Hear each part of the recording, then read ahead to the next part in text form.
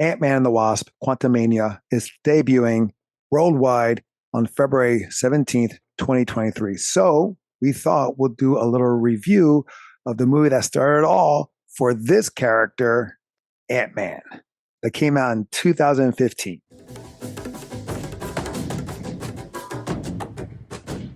Welcome back to Tales of Two Bros. I am Angel, I'm Adan. where we give you a review at least once a week. Spoilers. I just finished rewatching Ant-Man today. Did you rewatch it? I did. Right off the bat, does it hold up to you? I'm going to say yes. And it's always funny to me when I think back about it because I knew a lot of people that weren't fans of Ant-Man. But like to me, I it's one of the little gems in the Marvel lineup. Right. But overall holds up because like I could watch Right. this. It's been 8 years, like you said, a better part of a decade. And it feels like if I was watching it like maybe if not this year, like a couple years ago. Nothing Right. seems out of place. I was one also that liked this movie a lot. I know, like when it first came out, bad reviews, advertising for it wasn't big in the sense of like advertising like the other Marvel movies they had before. Ant-Man in the comics is one of the original founders of the Avengers with Hank Pym. Here we have Hank Pym, but the one wearing the mantle is Scott Lang. Yeah. I don't remember in the comics. I know he was a criminal, but I don't know how bad he was. Here, he wasn't a bad guy. He just did a bad thing. He was being political. He was arrested and served time because he was calling people out for the bad things they did or the lying and stealing and corruption they had. So he, I mean, it's not brought far up to the off. Sorry, cutting you off. It's not far no, off from the comic in the sense, like, because if I remember correctly, you're right. He was a criminal. He was a thief, but he wasn't recruited by Hank Pym. That was the difference. Like he like actually stole the suit.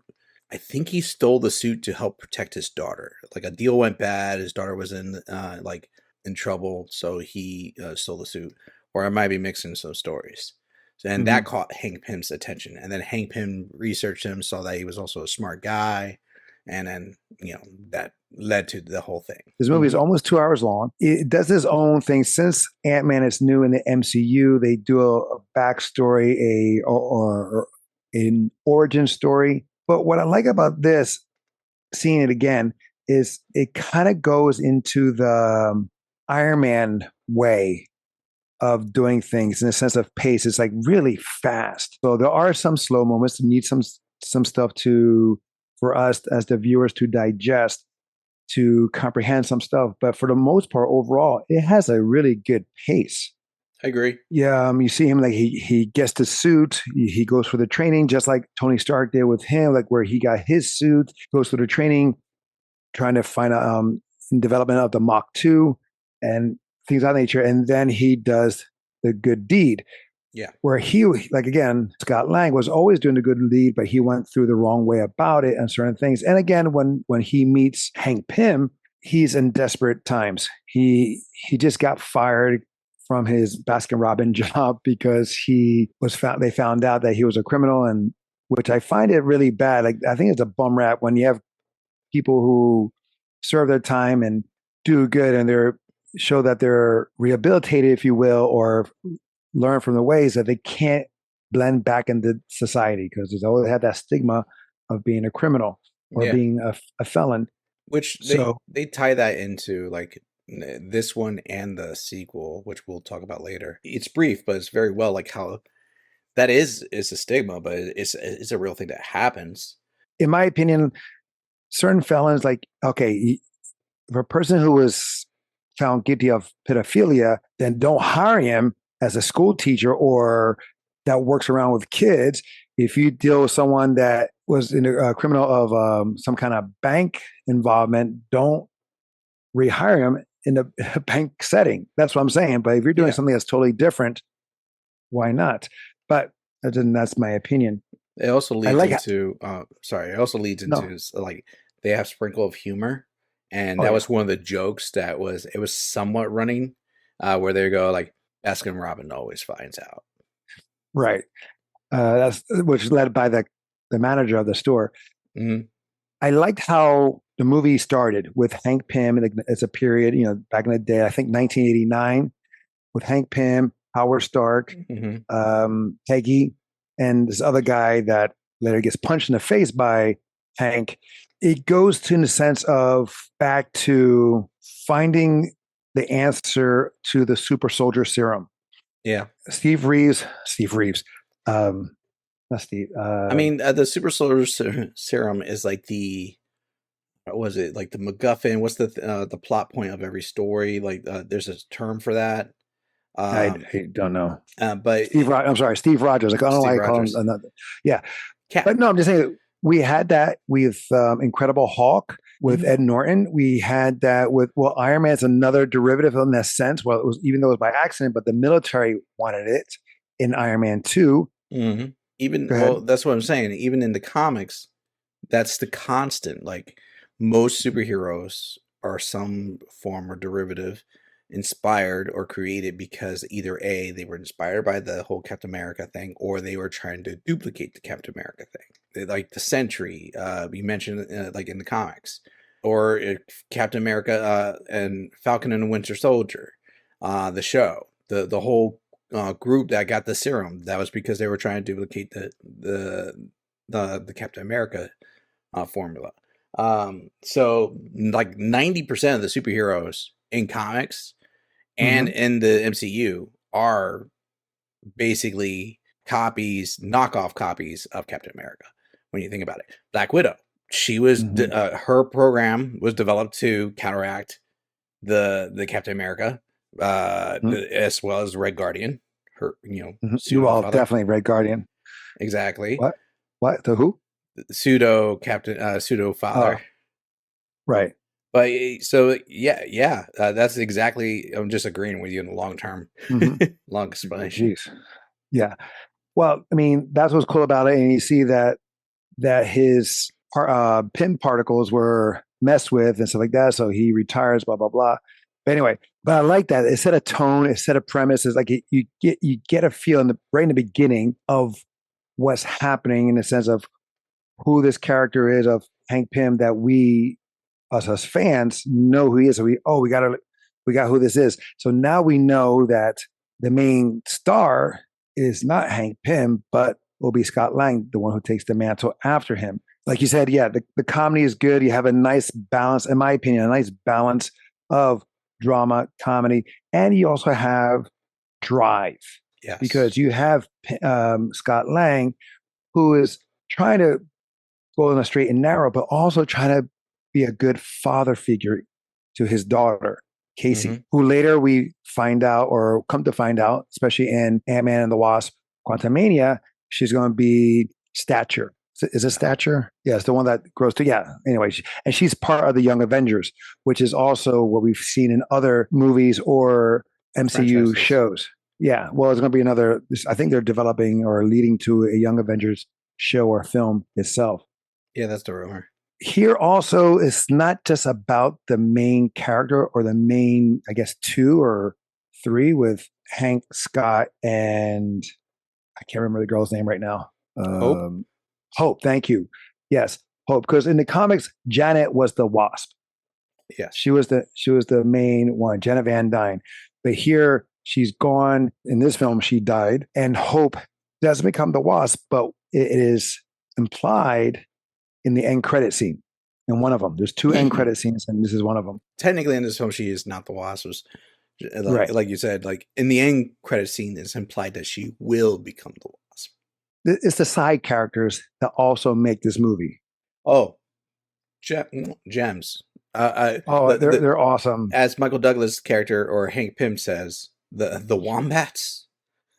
Michael Pena as Lewis, which is a great character, and he's done, in Michael Pena knocked that out of the park with him, and I believe. Then you have Ti, the rapper Ti, in there, small part but did great. And then you have, as you know, I get bothered by when actors are recycled, and this guy has been recycled and recycled and recycled and recycled. Hey, he's like one of the biggest runners, but you gotta admit his character is fantastic. Yeah, David. Oh, I can't say his freaking last name.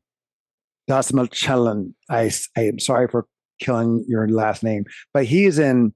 He was like in the He's in. Flash. Well, yes, he's in the Flash, the television show. He's Suicide Squad. in the Suicide Squad as the Polka Dot Man. He's also in What the if? Dark Knight. Oh yeah, but that's a voice, and sometimes, well, he was reprising the role of Kurt, the That's Russian. true. That's true. But So it's not like voiceovers, that, a lot of times they don't use the same people.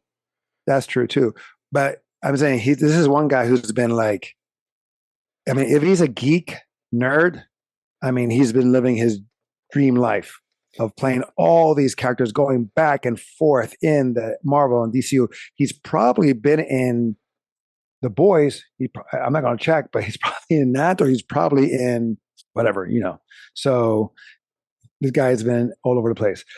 Again, my problem is that I want to see different actors, the opportunity to play different parts, not the same actor playing multiple parts. That's just me. Not to take away from his talent, but I just like to see. But I just think him again. I was like, geez. Oh, and then I also like the fact that we have a Lex Luthor in this movie. in more ways than one. You have Corey Stoll playing Darren Cross, aka the Yellow Jacket, which was a character portrayed by Hank Pym in the comics. Yeah, I think there was another character that was Yellow Jacket in the comics too, but original was Hank Pym. Right. In the comics, Hank Pym went through so many personalities, if you will. He didn't have he didn't have like multiple personalities. No. But he had bipolar is not the proper term. I know there's a better term for it, but damn well he was like, that's the closest term I can get. He would have like these emotional mood swings and emotional mental swings. Well, yeah, there's an issue or a story arc in the comics where he domestic abuse, domestic violence. Where he hit Janet. And it was but I want to talk about here. What I'm talking about here is the personalities of superheroes. So he was Ant-Man. He was Yellow Jacket. He was also Goliath in here. So the tall stature. And we get that also in the sequel, Ant-Man and the Wasp, where Goliath, played by Lawrence Fishburne thing. And then you have Scott Lang do that in Captain America Civil War and also in Ant-Man and the Wasp too, where he gets really big. But anyway, in here, you have that callback to Yellow Jacket and Ant-Man and all this stuff where if you didn't know, you think, oh, that's Yellow Jacket's the bad guy. But no, it's not the bad guy. It's just another, which I thought was smart, how you can get all those Easter eggs. And there's plenty of Easter eggs in this movie as well. But you get that here. Also, I want to say one of the actors, because it was good about watching a movie that you haven't seen in a while, that you see actors that maybe have small parts or were in it and you don't remember. And you have here, I think his name was Frank. His character name was Frank, and he's the father in Stranger Things. The father with the glasses, the one that's like Elle's boyfriend's father. Oh, yeah. Yeah, so that's Frank. Yeah. In Ant-Man. He gets the bathroom goo. The bathroom goo, right. And I was like, oh, damn. So that's what's kind of cool watching these old films, or not old, but older films. You see where actors are getting their small breaks, if you will. Mm-hmm. Now, is there a moment in this one that you liked a lot? Here's the funny thing about watching this. Like, Ant-Man, being an MCU property, not really heavy on the action. So some of the best moments for me are not really action based. I mean, like all the action was really, to be honest, was all at the end, right? Right. So those parts are kind of cool. But I want to say Luis, when he first does the recap to Scott, and he's like giving him like the flashback and telling him how he got this plan to rob Hank Pym, and like how he got this idea. That was brilliant, and they redid it for the credits. But I mean, it was the first time watching it, and just watching it again, you're like, it's almost awe-inspiring to see someone go through a verbal barrage of telling you a story, and I would never be able to retell that just the way he did. I feel like he would have to be like looking at it. what I like about that scene or scenes that he's retelling, that you see the characters that he's referring to, and they're talking the same mannerism or same way, same cadence as he's telling it. Yes, kind of You like know, that show, History of the World. Not History of the World. The one that the Comedy Central show that they used to have where they with a celebrity would be Drunken History. Drunken History, History. and they would do it. Yeah. They'll get the audio and they will act it out. It felt like that. This movie is the first heist movie in the MCU. Yeah. Because that's what they're going for. They're going for an object a couple of times, right? They have to go in and get the costume or get the first money or whatever in the vault. And then they have to do I'm talking here. And then they're have to get the Yellow Jacket out before bad boy Lex Luthor has to get it or takes advantage of it. So, I mean, that was really good. And I also thought it was cool because you have Easter eggs calling back to Iron Man, because you have representatives of the rings, the 10 rings, excuse me. So you have that there. And also Hydra is mentioned, which I thought was kind of weird. It's like, oh, he's Hydra. I was like, but wait a minute, he's Hydra, but he's also representative of the rings, because I thought they were pointing to the same person. No. And the guy has a tattoo, like you can see the rings almost over the collar on his neck. No, that's the Hydra tattoo. Because remember, the Hydra tattoo almost looks like rings because of the tentacles. I thought it was the same person. I thought the guy was like being like a double agent. I mean, they could have. I mean, technically, the whole issue about the 10 rings was that they infiltrated multiple organizations just the same, but that felt really convoluted then. I would say you're not wrong. They were involving a lot of different things because they involved like the Avengers. The storyline had to do was before Winter Soldier. Yes, that's what. Yes, you're right. Because after Winter Soldier. Well, you can say that this has taken place along this timeline of Civil War. Just before Civil War, it was in between Winter Soldier and Civil War, because the end credit scene leads into Civil War. Not really, because remember that in Civil War they capture Bucky. They have his arm. Yeah.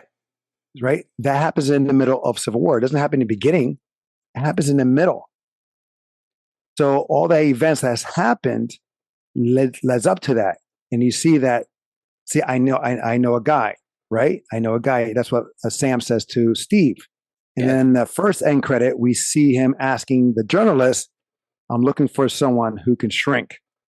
Okay. So like that. So it's like right in between that time frame where Sam is not there. Maybe when they both collided, in the sense where Scott infiltrated the Avengers base, maybe that happened before Civil War. That's where it's kind of cool to see that time frame or timeline reference right there, because right there, it's not a whole different time frame. And they also do that with Ant-Man and the Wasp in the sense of the blip. You're getting ahead of yourself. I know. We're focusing on the first movie. I know, but I'm just saying, because heavy spoilers. What Ant-Man does, and the second one does, is that it shows you where it tells us where they're at in the timeline more specifically. Yeah. Where other ones are kind of like, they either hint at it or they say something real quick, reference it, like that. You're not really sure. You have to do some research. You got to look at a newspaper that's like, as a character is walking by, or a news thing. But right here, what's going on, which I thought was smart. It's like, it's in your face, but not like smashed or slammed into your face. True. But for me, what I liked was, there's a lot of great scenes. A lot of them is with Luis when he's talking. And that's not, and when he fights the guards at the end, like he's trying to hide or blend in. But anyway, I like that. But the one with him, Ant-Man and the Yellow Jacket are fighting. Yeah. A lot of great moments, a lot of action, great action, but also a lot of comical moments as well. Mm-hmm. Especially when they're at the daughter's house and the I don't know, that train. I know it's a popular train series. Thomas the Tank Engine. Thank you. Well, that one where you see the train just from a distance fall off tracks, but you don't know unless you're up close that it's because he ran into the Yellow Jacket, but also in the helicopter and the chopper where they're trying to fight each other, trying to, I guess, yes, trying to stop the Yellow Jacket from escaping, what have you. And there's like everything's all on big scale. And there's music playing from when I think Scott Lang says something and then Siri hears him and he starts playing The Cure. I think it's The Cure. Probably. I can't remember. Some music played on it. Anyway, no, I like that scene.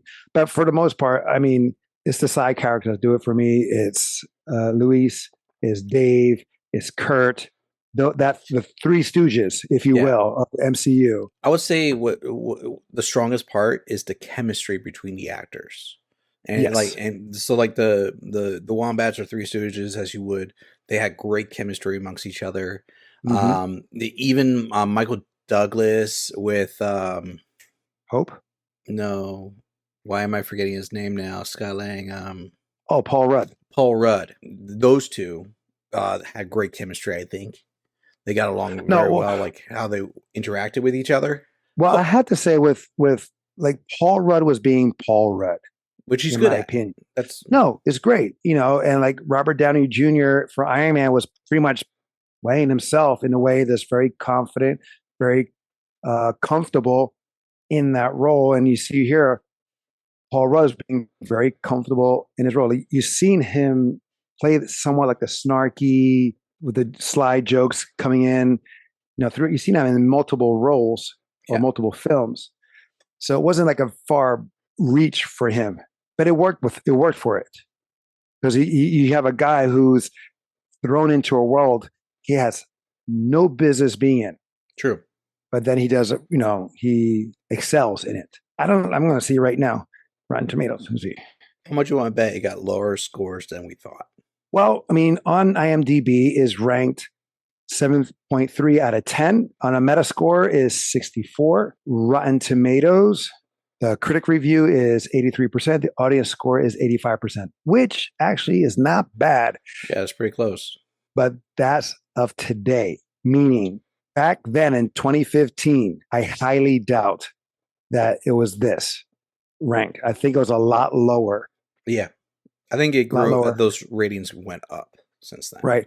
Because in time, people looking at it over and over again, it got better and better. I think this also came around the same time, or they were apprehensive because Ant-Man, even though he was originally the founders of the Avengers, he was not really a known character in the Marvel comics. He didn't have a solo issues like Iron Man or Captain America, Spider-Man, True, the Hulk.